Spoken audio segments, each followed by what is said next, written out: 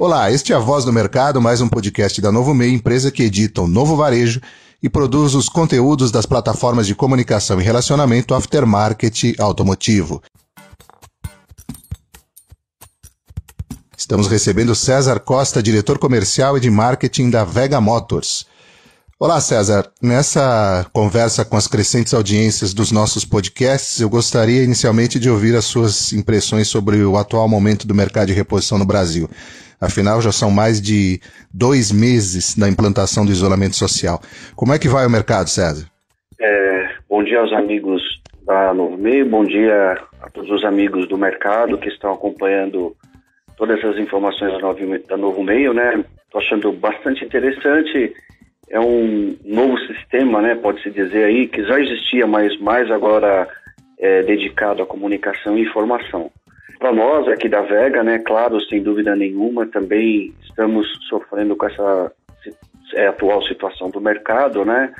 Até o mês de março, mesmo a crise começando ali pelo dia 20, 23, a gente ainda conseguiu ter um mês tranquilo de faturamento, mas confesso a todos que o mês de abril e o mês de maio já foram 2 meses, na teoria, de 50%, né? Esse é o número de abril, e 55% o mês de maio. Mas o que nos deixa também aí bastante motivados é que, se você somar o mês de abril mais o mês de maio, a maioria dos clientes do mercado conseguiram fazer 100%, 110%, 120%, 130%. O que significa que a partir do mês de junho, os estoques já estão ajustados, né? Então, que a partir do mês de junho, os volumes de vendas, eu acho que para todo o mercado, em geral, para todas as fábricas, dependendo, claro, de algumas medidas de prefeitura, de estado, de governo federal, mas nós acreditamos que o mês de junho já é um mês de retomada para todo o nosso setor de autopeça. Que medidas têm sido necessárias para a gestão do caixa da empresa, César? O fluxo de caixa tem sido uma dificuldade para todo mundo. É verdade. Eu acho que todas as empresas passaram também por um crescimento de inadimplência, né? Apesar que eu digo que não é uma inadimplência, eu diria assim, maldosa, não. Foi realmente uma situação de força maior do mercado. Eu acho que a Vega seguiu alguns padrões, alguns exemplos do mercado aí. Estamos cortando bastante despesas, não precisamos fazer nenhuma demissão. Nós entendemos que, pelas contas, pelo planejamento que nós montamos, nós poderíamos passar pela fase da crise sem precisar fazer nenhuma demissão, porque acreditamos muito numa retomada forte depois, e essa mão de obra poderia fazer falta. Mas sim, cortamos despesas, fizemos um comitê de controle de despesas na empresa, onde nós olhamos custos operacionais, custos de frete, custos de marketing, todos os custos possíveis, e isso nos trouxe um ganho de caixa, né? Um controle melhor das despesas. Eu acho até isso é um exemplo aí que a maioria das empresas do setor estão seguindo. Normalmente, as indústrias têm recebido algumas demandas dos distribuidores, especialmente no que se refere a prazos. Vocês têm conseguindo repassar alguns prazos para os seus distribuidores? A Vega, ela já tem um padrão de prazo de pagamento bem planejado, né? Que isso está atrelado ao nosso fluxo de pagamentos também. Porque todos sabem, a Vega é uma empresa que trabalha produtos importados. Então, os nossos compromissos vencem com os fornecedores externos, e você tem que seguir um planejamento de pagamento com esses fornecedores externos, e para isso você precisa do fluxo interno dos nossos distribuidores. No nosso caso não, nós até, sou bem sincero em dizer, essa demanda não aconteceu. O que sim aconteceu é que naquele momento da virada da crise, ali no início de abril, nós, com a demanda que teve de alguns clientes para uma solicitação de prorrogação de 30 dias ao menos, até para um acerto de fluxo de caixa, a Vega prontamente atendeu e conseguimos acertar uma excelente taxa com os nossos bancos, e foi um comum acordo entre nós e os clientes que precisavam daquele acordo naquele momento. Mas hoje eu entendo que já estamos seguindo no padrão normal. Até porque como as vendas também para os nossos distribuidores estão menores e as compras também menores em abril e também no mês de maio, eu acho que todos os distribuidores também conseguiram fazer um pouco de caixa com essa redução de estoque, uma venda sem compra na teoria, né? Que agora em junho estamos bastante otimistas de que retornará.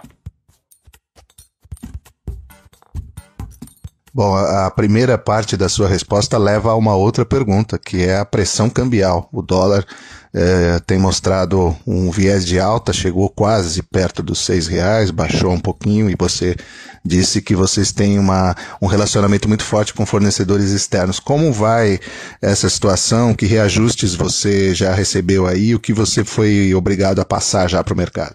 A Vega, normalmente, todos os anos, a gente acaba tendo um reajuste anual, que não é só olhando para a taxa cambial, também todas as outras despesas fixas e variáveis. Esse ano, em maio, nós fizemos esse realinhamento. Um outro ponto positivo é que nós nunca trabalhamos um realinhamento linear, né? Para não perder competitividade, nós sempre fazemos uma análise item a item, produto a produto. E esse ano a gente acabou repassando esse nosso aumento agora em maio. Com relação ao dólar, claro, ele influencia bastante nos nossos custos, mas o nosso pessoal de compras, né, o Christian, pessoalmente, que é o CEO da empresa, trata com nossos fornecedores. Nós estamos conseguindo alguns descontos com os nossos fornecedores, até porque também estão sofrendo lá com baixas de vendas, porque como é uma crise mundial, isso afetou também os nossos fornecedores. Então eu diria que para uma boa notícia é que nós estamos conseguindo alguns descontos, né? E também esse controle de despesa nos levou a não repassar o dólar integral. É uma preocupação, claro, sempre e também nós entendemos que o custo da matéria-prima, mesmo para muitas indústrias brasileiras e principalmente do nosso produto, é um custo que é normalmente cotado em dólar. Você tem o aço, você tem papel, você tem borracha. São matérias-primas que, com a variação do dólar, acaba afetando também o custo nacional. Mas estamos passando bem tranquilo e bem controlado com essas variações cambiais. Nossa expectativa é que o início do ano, o dólar vai ficar na casa de 5,30. Esse é um número que nós estamos trabalhando hoje dentro dos nossos custos. César, dizem que por trás de toda a crise se escondem algumas oportunidades. Você concorda com isso? Você consegue enxergar, enfim, oportunidades em meio a essa crise tão grande que a gente está atravessando? Sim, eu concordo com essa frase, né? Uma frase muito antiga, muitas vezes repetidas em outras crises, né? Porque numa crise você acaba se adequando a um novo sistema. Você acaba, por exemplo, fazendo reduções de despesas, aonde você às vezes tinha um gasto sem controle, você acaba colocando um sistema de controle melhor, e tudo isso gera resultado para a empresa. Infelizmente, é uma coisa também que vem com a crise, não é uma coisa boa, são que aquelas empresas que não estão 100% preparadas acabam sofrendo um pouco mais. Por exemplo, nesse momento, nós, para uma venda, por exemplo, de 100%, o nosso estoque está preparado para 4 meses de atendimento. É como se a crise durasse 4 meses e nós não pudéssemos comprar nada durante 4 meses, nós teríamos 4 meses de estoque para atender o mercado. Hoje os nossos índices de entrega estão acima de 98%. O Christian faz esse trabalho de monitoramento para não ter falta de produto no estoque. Então acho que a grande oportunidade que nós estamos vendo nesse momento é ter uma entrega praticamente a quase 100% para o mercado. E infelizmente a gente sabe que algumas fábricas talvez não estavam aí tão preparadas para isso e entrou num momento que estavam desabastecidas de estoque. Então essa é uma grande oportunidade, infelizmente, com essa situação, né? A crise acabou também, por outro lado, acelerando algumas transformações sociais, algumas transformações dentro das próprias empresas, e muitas delas têm quebrado alguns paradigmas. Você pode dizer, consegue dizer, enfim, que a Vega implantou alguma medida inovadora, alguma medida criativa provocada por esse momento difícil? O que seria? Olha, sim, a gente tem implantado coisas novas, né? Eu não vou dizer que é uma medida inovadora, mas era uma medida que já existia, já era um conhecimento de todos, mas que as pessoas às vezes não praticavam com tanta frequência. Por exemplo, nós estamos fazendo uma média de 6 reuniões por dia com clientes do Brasil inteiro, onde estamos trocando informações, falando sobre a crise, sobre o mercado.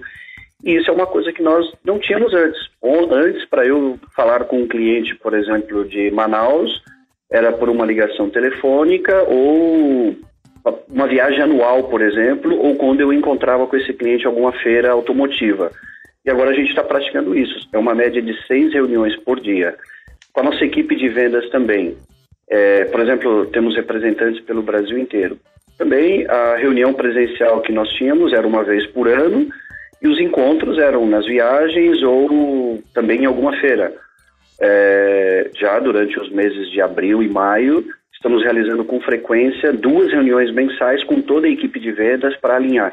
Então eu acho que esse é um benefício, é uma mudança na cultura de trabalho que você não vai esperar mais para tomar decisões. Quando você precisar tomar uma decisão, você vai reunir o seu grupo e vai fazer uma reunião e vai esclarecer com todo mundo junto. Você não precisa fazer 10 ligações, você coloca as 10 pessoas naquela reunião e alinha tudo. Eu acho que isso é uma grande mudança social.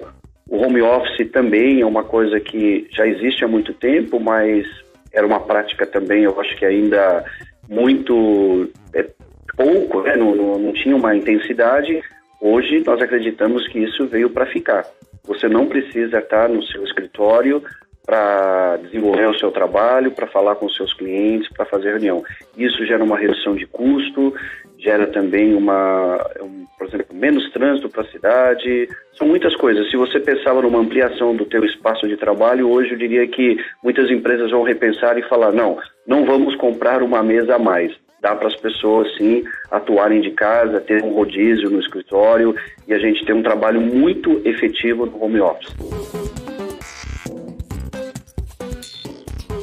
Perfeito, isso são mudanças que realmente devem permanecer após a crise, é o que a gente tem ouvido de todos os formadores de opinião com quem estamos conversando, e essa redução de veículos na rua em razão desse contato mais digital que cada vez mais cresce, né?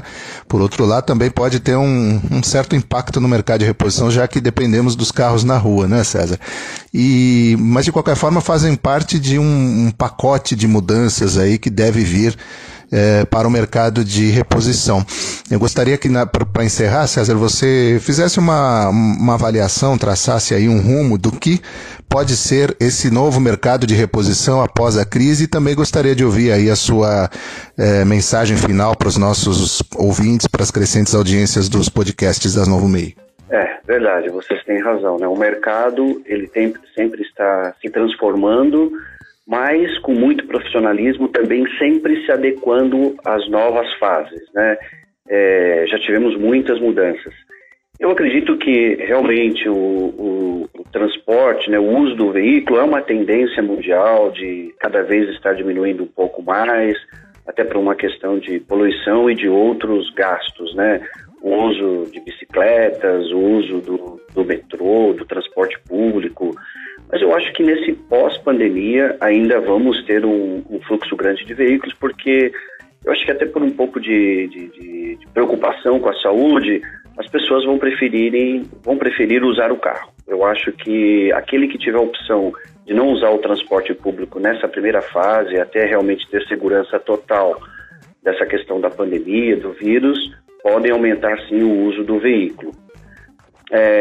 A nossa expectativa é que o ano ele vai se recuperar mês a mês, né? O junho já pode ser um mês melhor, mas entendemos também que você não consegue voltar em 2020 aos números que você estava fazendo, por exemplo, em janeiro e fevereiro.